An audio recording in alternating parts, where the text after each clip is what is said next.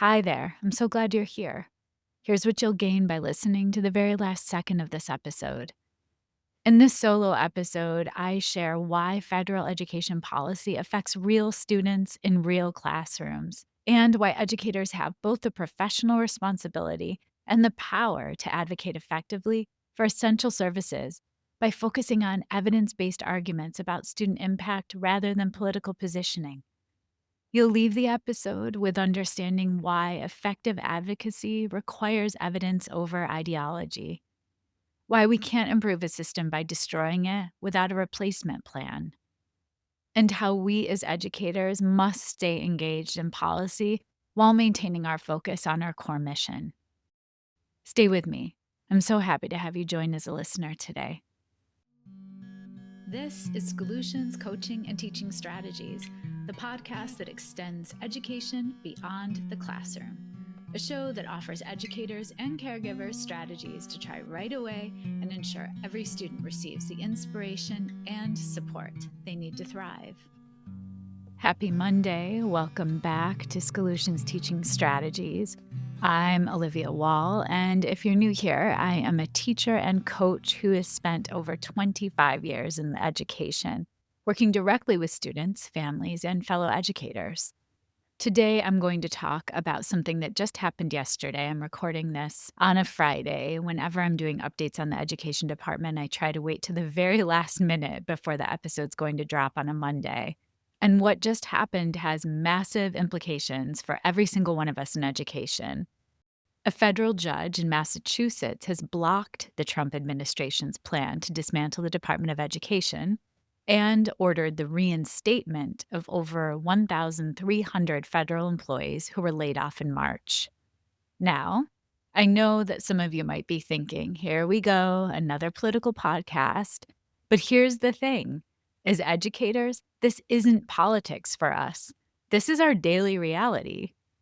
This is about the students sitting in our classrooms, the programs that support them, and the systems we rely on to do our jobs effectively. So let's dig into what actually happened, what it means for us on the ground, and most importantly, what we can learn from this moment about advocacy, resilience, and staying focused on what matters most, our students. All right, let's start with the facts.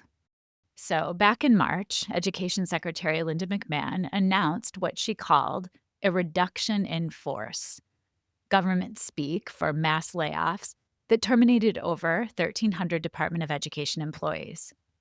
This was part of what she described as the department's final mission. The department went from about 4,100 employees when Trump took office to roughly half that number. Now, as teachers, we know what happens when you cut staff in half. I've lived through budget cuts at the school level, and I'm sure many of you have too. Essential services get delayed, programs get dropped, and the people left behind are scrambling to do twice the work. But here's what makes this federal situation particularly concerning from an educator's perspective. The Department of Education isn't just some bureaucratic office. They manage the federal student loan portfolio. That's millions of college students and graduates. They oversee compliance with federal funding requirements for schools. They enforce civil rights laws in education. They support special education programs. And U.S. District Judge Myung Joon, looking at this situation, wrote something that really struck me. In his words, the record abundantly reveals that defendants' true intention is to effectively dismantle the department without an authorizing statute. So, in other words, the administration was trying to shut down a federal agency without going through Congress, which is required by law. And let's be clear, the judge didn't just block future layoffs. He ordered the department to reinstate the 1,300 plus employees who had already been terminated. Why? Because he found that the department could no longer fulfill its basic legal responsibilities with such reduced staffing. As someone who's worked in schools where we've had to do more with less, I can tell you there's a point where efficiency becomes dysfunction. And it sounds like that's exactly what the judge recognized here. Now, let me share why this matters beyond the headlines, from the perspective of someone who's been in classrooms. The Chalkbeat reporting really helped me understand the scope of what was actually happening here. All of the attorneys from the Education Department's General Counsel Office who handle grants for K 12 schools were fired. Think about that. The people who manage the legal side of billions in school funding, gone. The entire team that handles IDEA grants, that's the federal special education funding that so many of our students depend on, eliminated. And here's something that really struck me. The Department of Education was already the smallest cabinet level department in terms of staffing, with only about 4,100 employees. The plaintiffs in this case argued that even before the cuts, the agency was strained to meet its obligations. So when you slash that workforce in half, you're not trimming fat, you're cutting into the bone. And let's be real, there have always been school districts that have had issues with federal reporting requirements. It's not malicious necessarily, they just don't have the staffing to keep up with all the documentation. But the results being delayed funding that affects programs for our most vulnerable students. So now imagine that happening on a national scale, but worse, imagine having no one to even process the paperwork. The judge's ruling paints what he called, in his words, a stark picture of the irreparable harm that would result from these cuts.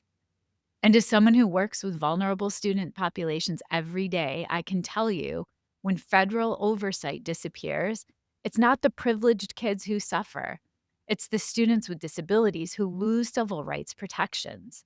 It's the low income students who can't access financial aid. It's the bilingual learners whose programs lose federal compliance monitoring. But here's what really gets me as an educator: the contradiction at the heart of this whole plan. Trump's executive order told Secretary McMahon to facilitate closing the department while simultaneously ensuring the effective and uninterrupted delivery of services. That's like asking me to close my classroom while making sure all my students still get taught. It's logically impossible. The plan was to move student loans to the Small Business Administration and special education oversight to Health and Human Services. Now, I've worked with colleagues in different agencies during my career, and let me tell you, institutional knowledge matters. You can't just move millions of student loan accounts to an agency that has never handled them and expect smooth operations. This wasn't about efficiency at all.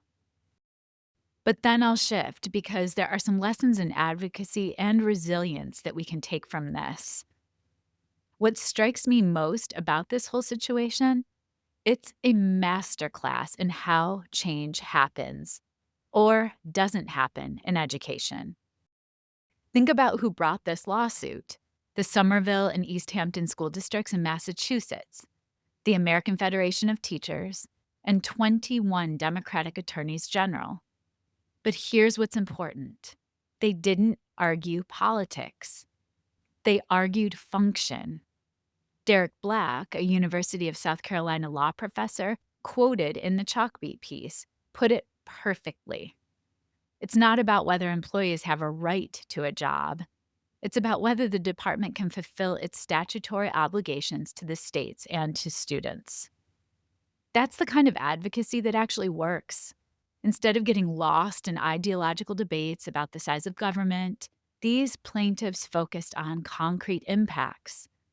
How do you process financial aid for 12.9 million students without staff? How do you enforce civil rights protections without a civil rights office?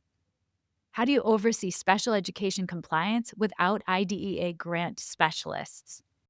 And as educators, we often feel powerless in the face of big policy decisions. But this case shows us something important. Our voices matter when we focus on student impact rather than political positioning. What really struck me from the Chalkbeat reporting was this detail. The Education Department plaintiffs provided evidence that the agency was already strained to meet its obligations even before the cuts. That's the kind of specific evidence-based argument that courts take seriously. Not, we don't like this policy, but Here's documented proof that this approach will harm the students we're legally obligated to serve. And this reminds me of successful advocacy I've seen at the IEP table. The most effective caregiver advocates don't come in yelling about unfairness. They come with data about their child's performance, specific examples of what's not working, and concrete suggestions for improvement. They focus on legal obligations and educational outcomes. There's a lesson here about staying focused on our core mission, even when everything around us feels chaotic.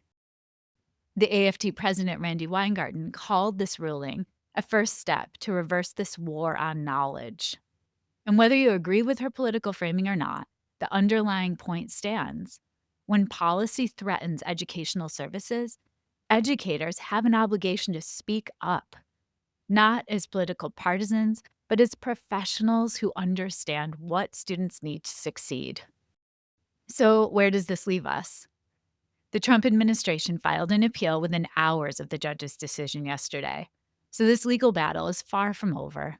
But I think there are some important takeaways for those of us working in education every day. First, this ruling buys us time and stability. Those 1,300 Department of Education employees are going back to work. The lawyers who handle K-12 grants are back. The IDEA specialists are back. The civil rights enforcement team is back. That matters for the students and families counting on these services. But let's also be realistic about the bigger picture. The Chalkbeat reporting reminds us that even before these cuts, the Department of Education was struggling to meet its obligations with just 4,100 employees.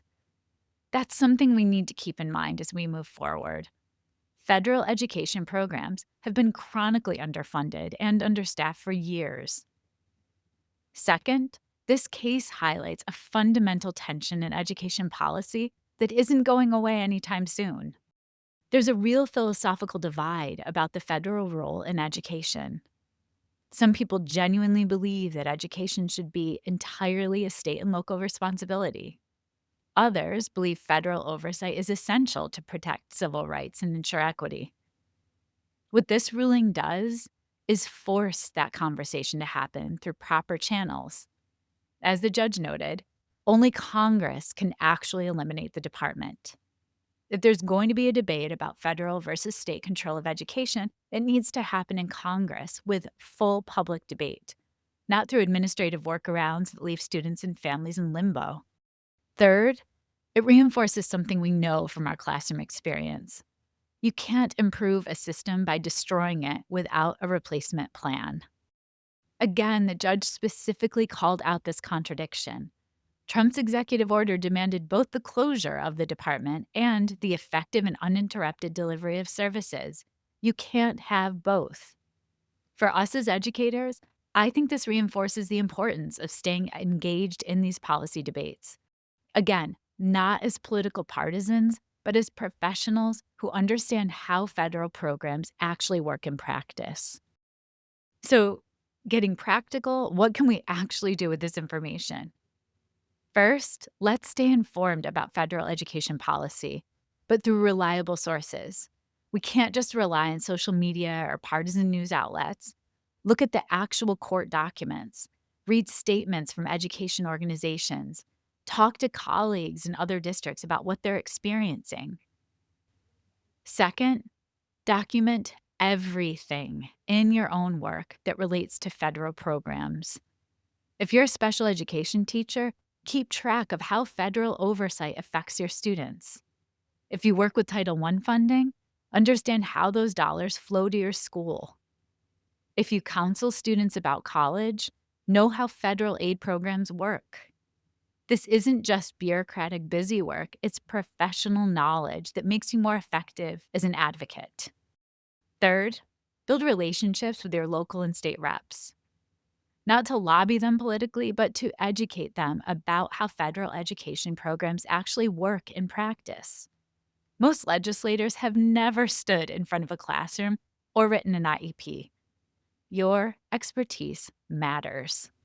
Fourth, support your professional organizations. Whether that's a teachers union, a subject area association, or a school leadership group, these organizations have the resources and expertise to engage in the kind of advocacy we saw in this court case. And finally, remember that your primary job hasn't changed. Whatever happens in Washington, students still need great teachers, supportive coaches, and caring adults who believe in their potential. We cannot let the noise distract us from that core mission. I believe we can advocate for sound policy and teach excellent lessons.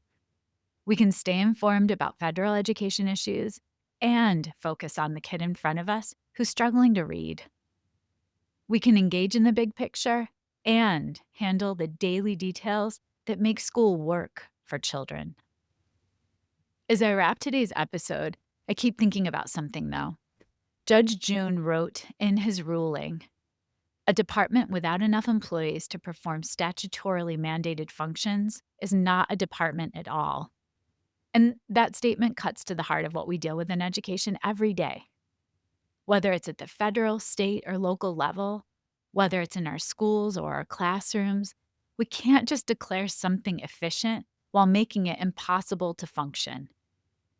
I've seen this pattern before at the school level. Budget cuts that look good on paper, but cut and gut essential services. Staffing reductions that force remaining employees to do impossible jobs. Efficiency measures that actually make everything less effective. The Chalkbeat reporting really drove home for me how close we came to a complete breakdown of federal education services.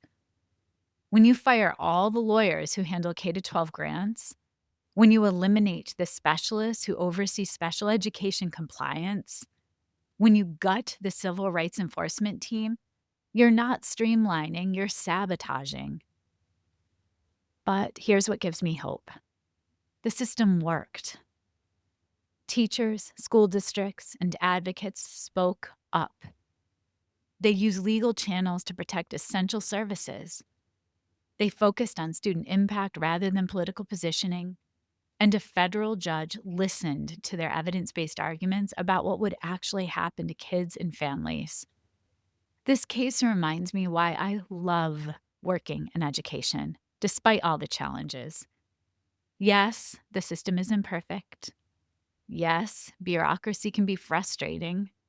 Yes, political winds change and create uncertainty. But at the end of the day, there are still people, educators, advocates, even judges, who understand that our first obligation is to the students we serve. The Department of Education will continue to face scrutiny, and it should. Federal education programs need constant improvement. But as this ruling demonstrates, you improve systems by fixing them, not by destroying them while vulnerable students still depend on them. So here's my challenge for all of us. Let's use this moment of restored stability to do our best work. Let's advocate thoughtfully for the students we serve. Let's stay engaged in policy discussions, again, not as political partisans, but as professionals who understand what kids need to succeed. And most importantly, let's remember that in a world full of noise and chaos, the quiet, daily work of teaching and learning continues to matter more than all the headlines combined. Thanks for tuning in this Monday. I hope this episode helped you process this complex situation and share it with someone, share it with a colleague. And remember, your voice as an educator matters more than you might think, especially when you speak up from evidence and experience rather than ideology. I will see you on Friday for the bonus episode. And until then, keep teaching, keep learning, and keep advocating for what's best for kids. Take care. Schoolutions Teaching Strategies is created, produced, and edited by me, Olivia Wall. Thank you to my older son, Benjamin, who created the music playing in the background. You can follow and listen to Schoolutions wherever you get your podcasts, or subscribe to never miss an episode and watch on YouTube. Now, I'd love to hear from you. Send me an email at solutionspodcast@gmail.com.